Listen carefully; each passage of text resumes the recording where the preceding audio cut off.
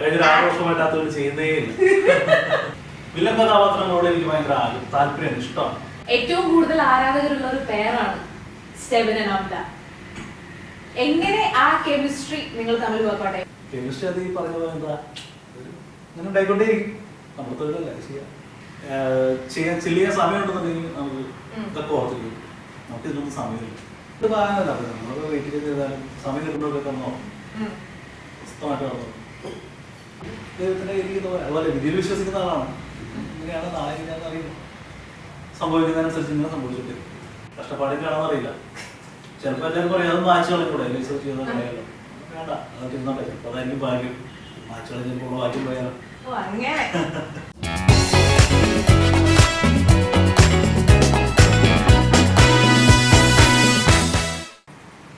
ഇന്ന് എന്റെ കൂടെയുള്ള ഗസ്റ്റിനെ പറ്റി പറയുകയാണെങ്കിൽ he's an animator, he's an interior designer, he's an actor. പക്ഷെ ഇതൊന്നും പറഞ്ഞാൽ ചിലപ്പോൾ കത്തില്ല ആരാണ്.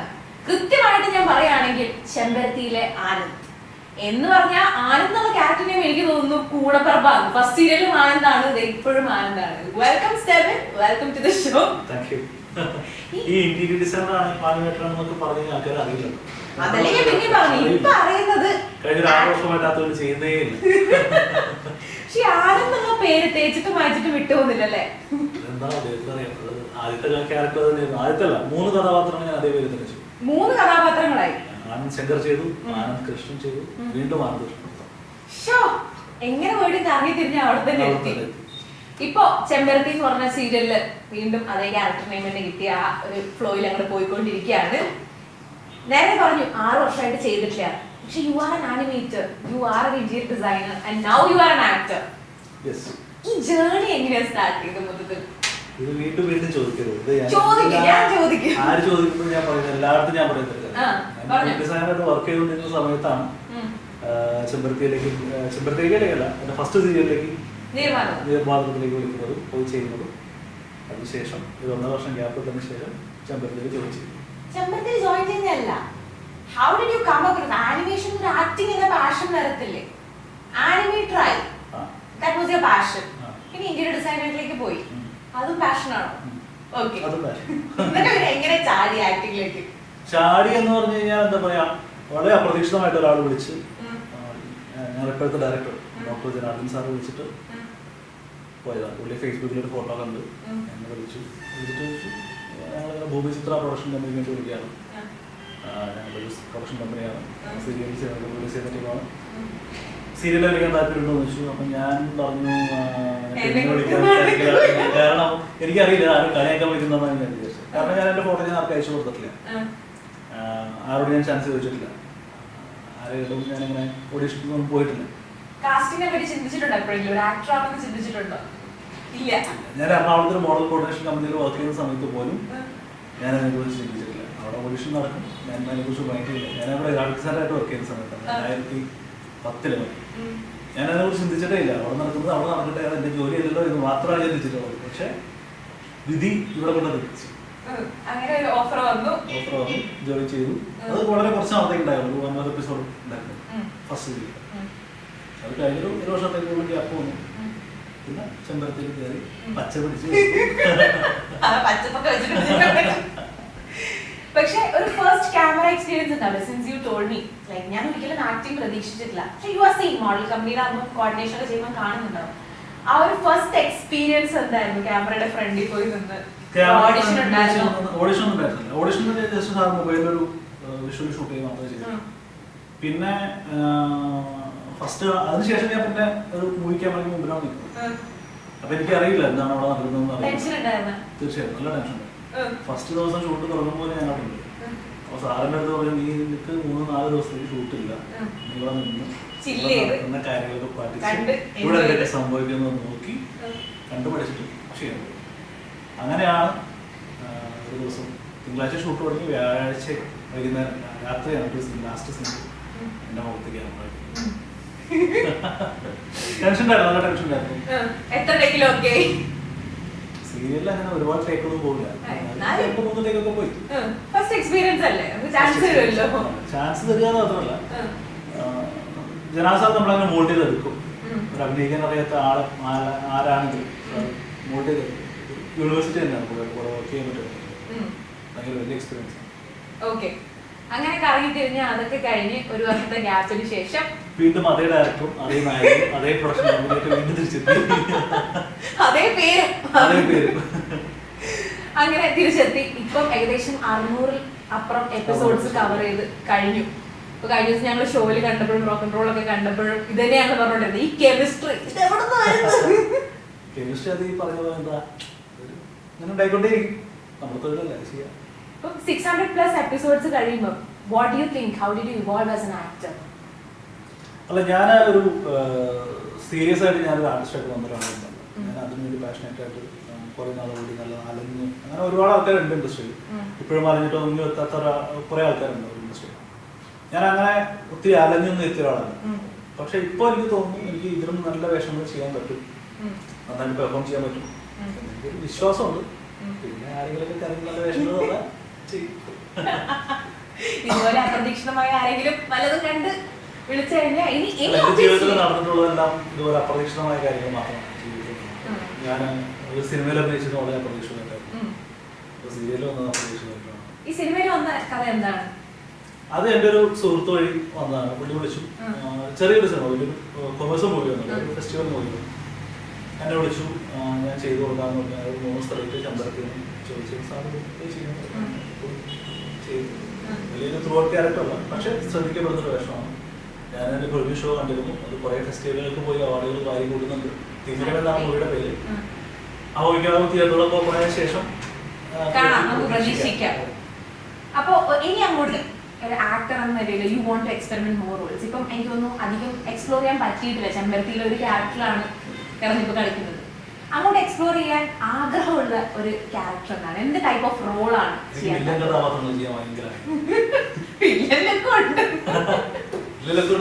നായകനാണെങ്കിൽ പോലും ഞാൻ കരിപ്പ് സീനുകളൊക്കെ അഭിനയിക്കുമ്പോഴാണ് കൂടുതൽ എനിക്ക് പലരും പറയാറുള്ളത് ചെയ്യാറുള്ളത്.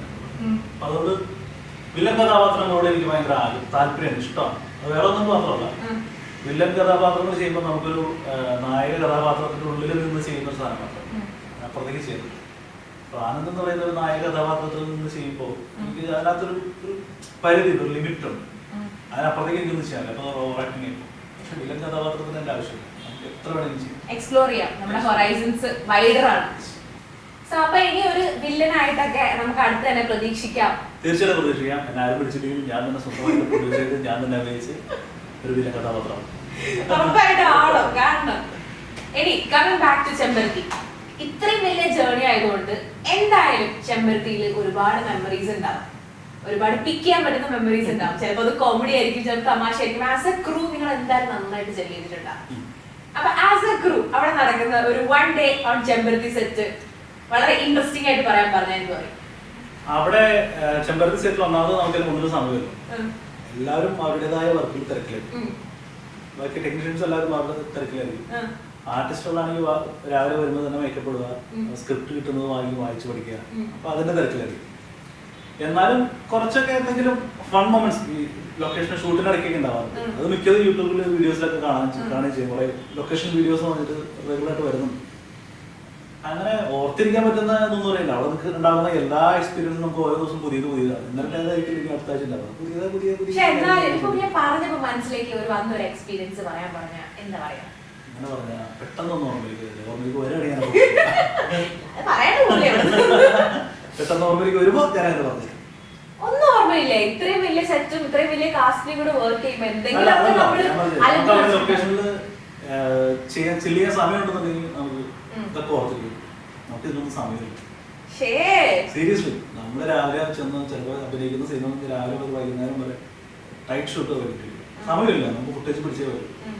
നമ്മളൊരു സീൻ കഴിയുമ്പോൾ അടുത്ത ആൾ ഇങ്ങനെ ഷർട്ട് ഇങ്ങനെ ഹാൻഡിൽ തൊട്ടിട്ട് കൊണ്ടുപോയി അടുത്ത സീനിലേക്ക് ഇടാൻ വേണ്ടി നമുക്ക് ഡ്രസ് ചേഞ്ച് അത്ര ഉപയോഗിക്കാൻ സമയം ഉണ്ടാവില്ല. അവിടെ നിന്ന് ഡ്രസ് ചേഞ്ച് ചെയ്യുമ്പോൾ അടുത്ത സീൻ അഭിനയിക്കും. ചില ദിവസങ്ങൾ അങ്ങനെ വരെ അഭിനയിക്കേണ്ട അവസ്ഥ ഉണ്ടായി. അത് എന്റെ ജോലിയാണ്, നമ്മളെ ചെയ്യും. പിന്നെ വേറെ അങ്ങനെ ഫൺ മൊമെന്റ്സ് എന്ന് പറയാൻ അങ്ങനെ വലിയ കാര്യങ്ങളൊന്നും ഉണ്ടാവില്ല. എല്ലാവരും അവരുടേതായ ജോലികൾ തിരക്കാണ്. രാവിലെ വരിക, സ്ക്രിപ്റ്റ് എടുക്കുക, വായിച്ചു പഠിക്കുക. കാരണം കിട്ടില്ല നമുക്ക്. അടുത്ത സീൻ എന്താണെന്ന് ചോദിച്ചു ചെയ്യാനത് പറഞ്ഞുള്ളൂ. അപ്പൊ നമ്മളിങ്ങനെ പിന്നാലെ നടന്ന സ്ക്രിപ്റ്റ് ഒക്കെ ചോദിച്ച് കാണാപ്പാടെ പഠിക്കുന്നവരുടെ തിരക്കിലായിരിക്കും. പഠിച്ചതും മറക്കും, ചെയ്യാൻ വെച്ചതും മറക്കും, എല്ലാം മറക്കും. അപ്പൊ തോന്നുന്നത് ചെയ്യും. അല്ല, സീരിയലിനെ സംബന്ധിച്ചിടത്തോളം അങ്ങനെയാണ്, നമ്മൾ പ്രിപ്പയർ ചെയ്യാനുള്ള സമയം തീരെ കുറവ്. ഓൺ ദ സ്പോട്ട് ആണല്ല. സോ അതിൽ ഇംപ്രവൈസേഷൻസ് എങ്ങനെ കൊണ്ടുവരുന്നത്? അതിൽ ഇംപ്രവൈസേഷൻ നമുക്കിപ്പോ റിഹേഴ്സൽ ഉണ്ടാവും. റിഹേഴ്സൽ സമയത്ത് നമുക്ക് സീൻ പറഞ്ഞു തരുന്ന സമയത്ത് നമുക്കൊരു പ്ലാൻ ചെയ്യും. പിന്നെ വൈഡ് ഷോട്ട് എടുക്കും. അപ്പൊ അത് ചെയ്യുന്നതിനേക്കാൾ കൂടുതൽ നമുക്ക് ക്ലോസ് വയ്ക്കുന്നത് ചെയ്യാൻ പറ്റും. സീരിയൽ കൂടുതൽ ക്ലോസ് ഷോട്ട്സ് അല്ലേ ഉപയോഗിക്കുള്ളൂ. വൈഡ് ചെയ്യുന്നതിനേക്കാൾ കൂടുതൽ ക്ലോസിൽ ഉപയോഗിക്കാൻ പറ്റും. ഓക്കെ, ഏറ്റവും കൂടുതൽ ആരാധകരുള്ള ഒരു പെയറാണ് സ്റ്റെബിൻ ആൻഡ് അമല. എങ്ങനെ ആ കെമിസ്ട്രി നിങ്ങൾ തമ്മിൽ വർക്ക്ഔട്ട് ആയി? ഡു യു ഗൈസ് ഓൾറെഡി എന്താ പറയുക മുമ്പേ വർക്ക് ചെയ്ത ആ ഒരു കെമിസ്ട്രി കൊണ്ട് തന്നെയാണ്? ഞങ്ങള് ഞാൻ പറഞ്ഞില്ല, രണ്ടാമത് എന്റെ നായിക മുതൽ അഭിനയിക്കുന്ന ഒരാളാണ്. പിന്നെ അവളുടെ കൂടെ അഭിനയിക്കുക എന്ന് പറഞ്ഞാൽ ഭയങ്കര സിങ്ക് ആണ്. അന്നത്തെ കാര്യം ആസ് ആൻ ആർട്ടിസ്റ്റ് പുള്ളിയൊക്കെ നമ്മളെ ഭയങ്കരമായിട്ട് സപ്പോർട്ട് ചെയ്യും. നമ്മുടെ ഭാഗത്ത് മിസ്റ്റേക്ക് ഉണ്ട്, അതൊക്കെ എങ്ങനെയല്ല ചെയ്യണം, എങ്ങനെ ചെയ്യണം എന്നൊക്കെ പറഞ്ഞു തരും. ഞാനിപ്പോൾ അങ്ങോട്ട് പറഞ്ഞു തരുമ്പോൾ അവൾ അംഗീകരിക്കുകയും ചെയ്യും, നല്ലതാണെങ്കിൽ അവൾ എടുക്കുകയും ചെയ്യും. അല്ലെങ്കിൽ തലയിൽ അതുപോലെ തന്നെ കൊണ്ടും എൻ്റെ അടുത്ത് പറഞ്ഞു തരുമ്പോൾ ഞാൻ അതുകൊണ്ടാണല്ലോ ഈ എപ്പിസോഡുകൾ ഇങ്ങനെ മുന്നോട്ട് ഈ പറഞ്ഞ പോലെ ഏറ്റവും കൂടുതൽ ഫാൻസ് ഉള്ള ഒരു പേരെന്നിപ്പം.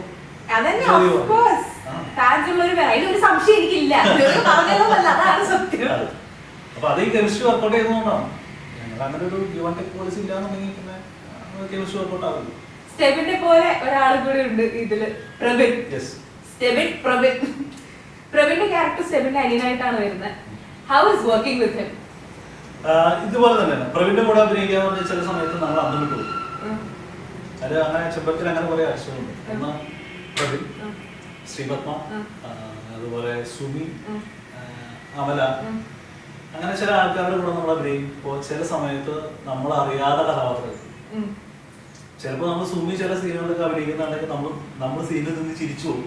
ഭയങ്കര സീരിയസ് സീൻ നടക്കായിരിക്കും. സുമിയുടെ ക്യാരക്ടർ അങ്ങനെയാണ്. ആവശ്യമില്ലാത്തവരോട് സംസാരിക്കും, ആവശ്യമില്ലാത്ത മണ്ടത്തിനോട് റേറ്റ് ചെയ്ത ഒരു ക്യാരക്ടറാണ് സുമി. ചില കൗണ്ടറുകൾ സുമി കയ്യിൽ നിന്ന് എടുക്കുമ്പോൾ നമ്മളൊന്ന് ചിരിക്കും. അപ്പൊ നമ്മളിങ്ങനെ ക്യാമറ കാണാതെ നമ്മളിങ്ങനെ പതുക്കെ ചിരിക്കും. കാരണം ടേക്ക് പോട്ടെ പോകുന്നോടത്തും പോട്ടെ പോട്ടെ ചെയ്തിട്ടാണ്. അപ്പൊ അങ്ങനെ അതുപോലെ തന്നെ പ്രവീണിന്റെ കൂടെ പ്രവീൺ ഭയങ്കര ഒരു എന്താ പറയാ നാച്ചുറൽ ആക്ടിവിറ്റി ആണ്. ചില ചെറിയ ചെറിയ മൊമെന്റ്സ് പോലും പുള്ളി അതിപ്പോ വിരലാണെങ്കിലും കൈയാണെങ്കിലും കണ്ണാണെങ്കിലും ചെയ്യുകയാണെങ്കിലും അങ്ങനെ എല്ലാം പുള്ളി ഫ്രെയിമിൽ കൊണ്ടുവന്ന് അഭിനയിക്കുന്ന ഒരു നടനാണ്. മികച്ച ആർട്ടിസ്റ്റാണ്. ഭാവിയിലൊക്കെ ഒരു ലാലേട്ടനെ പോലെ വളർന്നു വരാൻ ആഗ്രഹമുള്ള കഴിവുള്ള ഭാവിയുള്ള ഒരു ആർട്ടിസ്റ്റാണ്. പ്രവീൺ മാത്രമല്ല എല്ലാവരുമായിട്ട് ഇതുപോലെ തന്നെ ഞാൻ പറയും. ഡിഫറെന്റ് ഫാക്ടർ ബ്ലെസ്സിങ് ഞാൻ നമ്മൾ ഒരുപാട് കോമ്പിനേഷൻ സീനുകളൊന്നും വന്നിട്ടില്ല. ബ്ലെസ്സിങ് പ്രവീൺ തന്നെയാണ് കൂടുതൽ കോമ്പിനേഷൻ സീനുകൾ വരിക. അപ്പോൾ ബ്ലെസ്സിങ് ഞാൻ തുടക്കത്തിൽ കുറച്ച് ചെറിയ ചെറിയ സീനുകൾ മാത്രമേ ഉണ്ടായിരുന്നു. അതിനുശേഷം ഞങ്ങൾ അടിപൊളിയല്ലേ. ഞങ്ങൾ ഇടയ്ക്ക് ഷൂട്ടിലാത്തപ്പോൾ ഞങ്ങൾ എല്ലാവരും പുറത്തു പോകും, ഭക്ഷണം കഴിക്കും. കഴിഞ്ഞ ഷെഡ്യൂൾ 10 ദിവസം മുമ്പ്. ഇനിയിപ്പോ എന്തായാലും ന്യൂ ഇയർ ഒക്കെ വരികയാണ്. എന്താണ് അടുത്ത പരിപാടി? അടുത്ത പരിപാടി ഇപ്പൊ ചെമ്പരത്തി പരമാവധി നല്ല എപ്പിസോഡുകൾ ഇനിയും മുന്നോട്ട് കൊണ്ടുപോകാം. ഇപ്പോഴും റേറ്റിംഗിൽ നമ്മളിങ്ങനെ ടോപ്പിൽ തന്നെ നിൽക്കുന്നുണ്ട്. അത് അവസാനം വരെ അങ്ങനെ തന്നെ പോകണം എന്ന ആഗ്രഹം, പ്രാർത്ഥന. പ്രേക്ഷകരെല്ലാവരും നമ്മുടെ കൂടെ ഉണ്ട്. പിന്നെ ദൈവത്തിന്റെ അതുപോലെ വിധിയിൽ വിശ്വസിക്കുന്ന ആളാണ്. ഇങ്ങനെയാണ് നാളെ അറിയുന്നത്. സംഭവിക്കുന്നതിനനുസരിച്ച് ഇങ്ങനെ സംഭവിച്ചിട്ട്. ഓക്കെ, ശരി. അപ്പൊ ഇനി അങ്ങോട്ട് എന്താണ് ഫ്യൂച്ചർ പ്രോജക്ട്സ്? ചെമ്പരത്തി അല്ലാതെ വേറെ എന്തെങ്കിലും കമ്മിറ്റ് ചെയ്തിട്ടുണ്ടോ?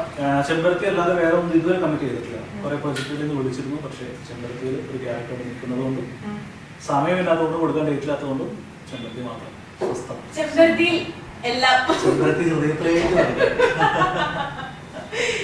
ഈ സീരിയലും ഇതൊന്നും അല്ലാതെ Stebin as A person, Stebin ഏറ്റവും കൂടുതൽ ഫ്രീ ടൈമിൽ ചെയ്യാൻ ഇഷ്ടമുള്ള കാര്യം എന്താണ്? ഫ്രീ ടൈം കിട്ടാറില്ല. ഒന്നിനും ഷൂട്ടിലായിരിക്കും. ഷൂട്ടിലെത്തപ്പോ ഓർമ്മ ഭക്ഷണം കഴിക്കും. പിന്നെ വീട്ടിൽ വന്നു കഴിഞ്ഞാൽ ചിലപ്പോൾ കുക്ക് ചെയ്യും. ആക്ച്വലി സ്റ്റെബിൻ നല്ലൊരു കുക്കാണ്. എനിക്ക് ഒരുപാട് ഫോട്ടോ അയച്ചു തന്നിട്ടുണ്ട്. എന്നെ ഒരുമാതിരി വീട്ടിൽ പോയ സമയത്ത് ഫുൾ ഫോട്ടോ അയച്ചു അവസാനം ഞാനിങ്ങനെ ദൈവമേ ഇനി ഞാനും കിച്ചണിൽ കയറേണ്ടി വരുമോ തിരിച്ചയക്കാൻ വേണ്ടിട്ട്. നല്ല കുക്കാണോ എന്നുള്ളത് ഈ ഫുഡിന്റെ ഫോട്ടോ നമുക്ക് കഴിച്ചു നോക്കുന്ന ആൾക്കാരോട് ചോദിച്ചാൽ പറയാം. കഴിച്ചു നോക്കുന്നല്ല, ഫുൾ ഡെക്കറേഷൻ ഒക്കെ കൊള്ളാം. എന്തായാലും എനിക്ക് വരുന്ന ഫോട്ടോ ഒക്കെ കാണാൻ കൊള്ളാം. So you love experimenting, cooking. അത് ശരിക്കും കൂടുതൽ ഈ പറഞ്ഞ പോലെ ലോക്ക്ഡൌൺ സമയത്താണ് കൂടുതൽ എക്സ്പെരിമെന്റ്സ് സ്റ്റാർട്ട് ചെയ്തത്. പിന്നെ ചെയ്യും നമ്മൾ ഫ്രണ്ട്സൊക്കെ കൂടുന്ന സമയത്ത് ഞാൻ എല്ലാവരും വെച്ച് കുക്ക് ചെയ്യും. പുറത്തുപോയി ഭക്ഷണം കഴിക്കൽ ഫ്രണ്ട്സിന്റെ കൂടെ കൂടും, പുറത്തുപോയി ഭക്ഷണം കഴിക്കൽ കുറവാണ്. നമ്മൾ തന്നെ കുക്ക് ചെയ്യും. ഔട്ട്ഡോർ പേഴ്സൺ അല്ലേ? ലൈക് ടോട്ടലി ഒരു ഇൻഡോർ. പുറത്ത് പോകണമെന്നുണ്ടെങ്കിൽ ഞാൻ അധികം കൂടുതൽ ഒറ്റയ്ക്ക് യാത്ര ചെയ്യുന്നതാണ്. ഇപ്പൊ ട്രിവാൻഡ്രം പോകണമെങ്കിലും അല്ലെങ്കിൽ എവിടെ പോകണമെങ്കിലും കൂടുതൽ ഒറ്റയ്ക്കായിരിക്കും. അതിന് ഒരുപാട് ഫ്രണ്ട്സ് ഒന്നും ഉണ്ടാവില്ല. ഞാനിപ്പോൾ ട്രിപ്പൊക്കെ പോകണമെന്നുണ്ടെങ്കിൽ ചിലപ്പോൾ 1-2 പേരായിരിക്കും. അത് വേറെ ഒന്നുമില്ല, ഞാൻ പോകുമ്പോൾ ചിലപ്പോൾ പോകുന്ന സ്ഥലത്തായിരിക്കില്ല അവരായിരിക്കില്ല, അവരിപ്പോൾ താല്പര്യമില്ല. ഞാൻ കഴിഞ്ഞ ഒരു ട്രിപ്പ് പോയിരുന്നു, വേറെ ഒന്നുമില്ല, 2 വണ്ടി എടുത്ത് നേരെ പോയി മൂന്നാർ ചെന്നു. ഒരു ടെൻ്റ് കഴിച്ച് വഴി കിടന്നുറങ്ങി പിറ്റേ ദിവസം രാവിലെ തിരിച്ചു പോകും. കൂടെ ഉള്ളവർക്ക് എല്ലാവർക്കും പറ്റിയെന്ന് വരില്ല. എനിക്കറിയാവുന്ന ചില ഫ്രണ്ട്സ് ഉണ്ട്, ചായ കുടിക്കാൻ വേണ്ടി കഷ്ടപ്പെട്ട്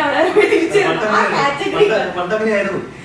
ചായ കുടിക്കാൻ വേണ്ടി രാത്രി 11 മണിക്ക് 12 മണിക്ക് കൊണ്ട് ബുള്ളറ്റ് എടുത്ത് മൂന്നാർ പോകും. ട്രാവലിംഗ് ഇഷ്ടമാണ്. ഇപ്പൊ അത്രയും മട്ടില്ല, ഇപ്പൊ കുറച്ച് കുറഞ്ഞു, മരുന്ന് കഴിക്കുന്നത് കുറഞ്ഞു. കുറച്ച് കുറഞ്ഞിട്ടുണ്ട്. ഓക്കെ, ട്രാവലിംഗ് ഇഷ്ടമാണ്. One destination you want to explore. അങ്ങനെ ഇങ്ങനെ ഡെസ്റ്റിനേഷൻ ഒന്നുമില്ല. എനിക്ക് എന്റെ ജീവിതത്തിൽ എനിക്ക് ഇന്നത് വേണം, അല്ലെങ്കിൽ ഇന്നത് കിട്ടണം, ഇന്ന കഥാപാത്രം ചെയ്യണം, ഇന്ന ഭക്ഷണം കഴിക്കും, ഇന്ന ഭക്ഷണം കഴിക്കാൻ, അങ്ങനെ ആഗ്രഹമൊന്നുമില്ല. അങ്ങനെയല്ല. ഞാനിപ്പോ എന്റെ അടുത്ത് നാളെ എനിക്ക് ഇഷ്ടമല്ലാത്തൊരു സ്ഥലത്താണെങ്കിൽ ആരെങ്കിലും വരുന്നതെന്ന് വെച്ചാൽ ഞാൻ ഇപ്പൊ സിനിമ ആണെങ്കിൽ എല്ലാവരും ചോദിക്കും ഏതാണ് ഇഷ്ടപ്പെട്ട സിനിമ. എനിക്ക് ഇഷ്ടപ്പെട്ട സിനിമ എന്ന് പറയാനൊന്നുമില്ല. ഞാൻ കൂടുതലും ഇപ്പോഴും വീട്ടിലിരുന്നാലും കാണുന്ന സിനിമകൾ ചിലപ്പോൾ പഴയ സിനിമകളായിരിക്കും. ഇപ്പൊ നെറ്റ്ഫ്ലിക്സിലും പ്രൈമിലും സീരീസുകൾ ഞാൻ ഇങ്ങനെ കണ്ടുകൊണ്ടിട്ടുണ്ട്. മുൻപ് ഞാനിവിടെ എറണാകുളത്ത് പഠിക്കുന്ന സമയത്ത് 2008 മുതൽ എറണാകുളത്ത് ഇറങ്ങുന്ന റിലീസാകുന്ന എല്ലാ സിനിമകളും എല്ലാ സിനിമകളും ഒരു ദിവസം ഉച്ചയ്ക്ക് രാവിലെ ഉച്ചയ്ക്ക് വൈകുന്നേരം 3 സിനിമ ഞാൻ കണ്ടിരിക്കും. അത് എത്ര മോശം സിനിമയാണെങ്കിലും എത്ര നല്ല സിനിമയാണ്. ചിലപ്പോൾ നമുക്ക് അന്ന് ഓർപ്പിട്ടൊക്കെയാണ്, ഓർപ്പിട്ടുള്ള സമയത്തൊക്കെ റിവ്യൂസ് വരും. ആ സിനിമ കൊള്ളില്ല, സിനിമ നല്ല സിനിമ കൊള്ളില്ല റിവ്യൂസ് വരും.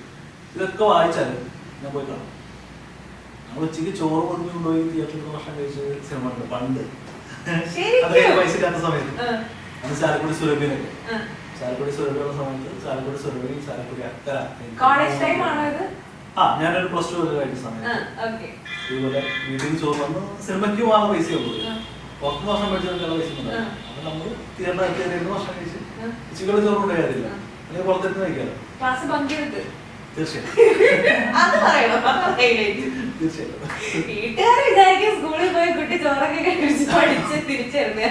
അല്ല, അന്ന് പഠിക്കുന്ന സമയത്ത് ഞാൻ അവിടെ എറണാകുളത്ത് വന്നതിന് ശേഷമാണ് കൂടുതലും സിനിമ അങ്ങനെ ക്ലാസ് കെട്ടിയത് പോയി സിനിമയ്ക്ക് പോകുന്നത്. അവിടെ ഞാൻ +2 നാട്ടിൽ പഠിക്കുന്ന സമയത്തൊക്കെ വീട്ടിൽ അറിയാൻ പറ്റും, പെട്ടെന്ന് ക്ലാസ് കെട്ടിയത് പെട്ടെന്ന് അറിയാൻ പറ്റും. അപ്പൊ ശനി ഞാൻ ദിവസങ്ങളിലായിരിക്കും കൂടുതൽ പോവാം. കുറെ പൈസ കൂട്ടിച്ചപ്പോ ഒരു ദിവസം പോയി 3 cinema.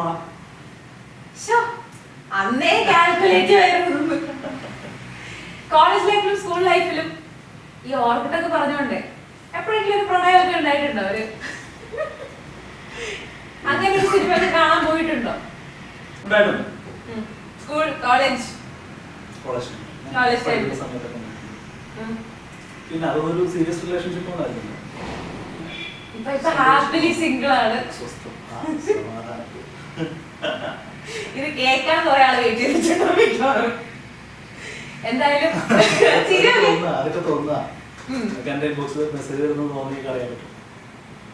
Social media free? Let me ask you that. ഇപ്പൊ നമ്മൾ വന്നപ്പോ തന്നെ നമ്മൾ ഒരുപാട് അങ്ങോട്ടും ഇങ്ങോട്ട് ഇൻസ്റ്റാഗ്രാമിന്റെ കാര്യം പറയുന്നുണ്ടായിരുന്നു.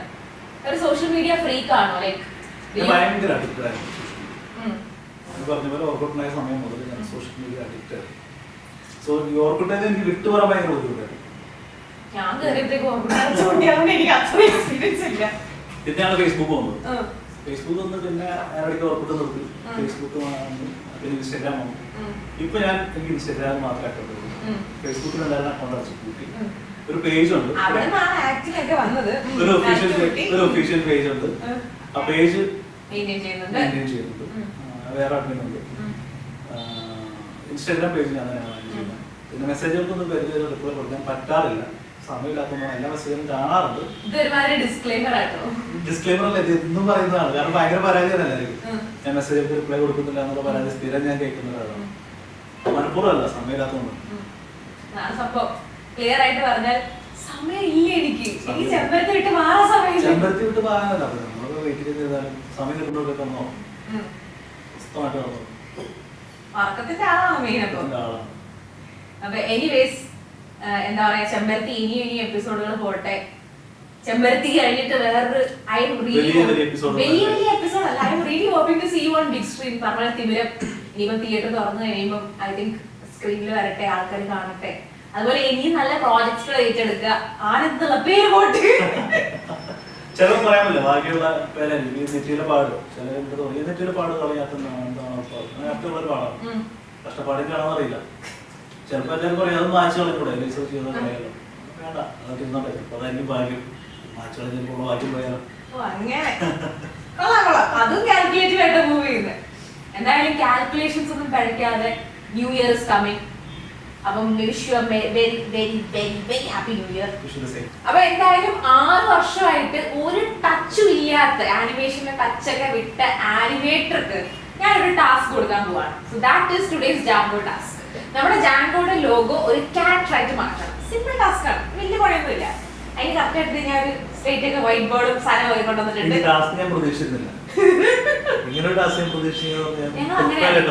ഞങ്ങൾ അങ്ങനെയാണ് പ്രതീക്ഷിക്കാത്ത ടാസ്കുകളെ കൊടുക്കാറുള്ളൂ. എനിക്ക് മനസ്സിലായി, ആനിമേറ്റർ ഉള്ളിലുള്ള ആനിമേറ്റർ ഇങ്ങനെ ഉറങ്ങി കിടക്കുകയാണ്. അപ്പൊ എന്തായാലും I'm going to give you the slate.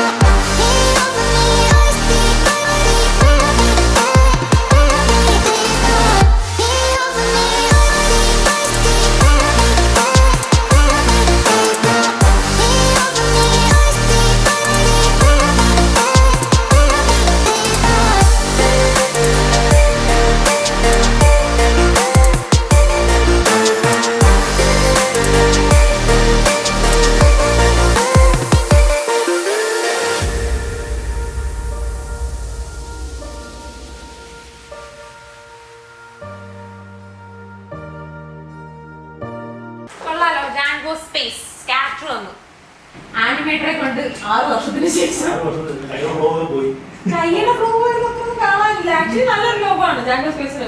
ആണെങ്കിൽ ഉപയോഗിക്കാട്ടാ നന്നറിയും. ഞാൻ പറഞ്ഞേ ഫ്ലോ ഒക്കെ പോയിരുന്നു. 6 വർഷത്തിന് ശേഷം ഞാൻ ടാസ്ക് ഒരു സുഖമില്ല, ഒരു ഫീൽ ഇല്ല. താങ്ക് യു സോ മച്ച് ഇത്രയും ടൈം സ്പെൻഡ് ചെയ്തതിലും. ചെമ്പരത്തി പോകുന്നില്ല. Okay. Thank you, Steven. Thank you so much. Please subscribe and press the bell icon on the YouTube app and never miss another update.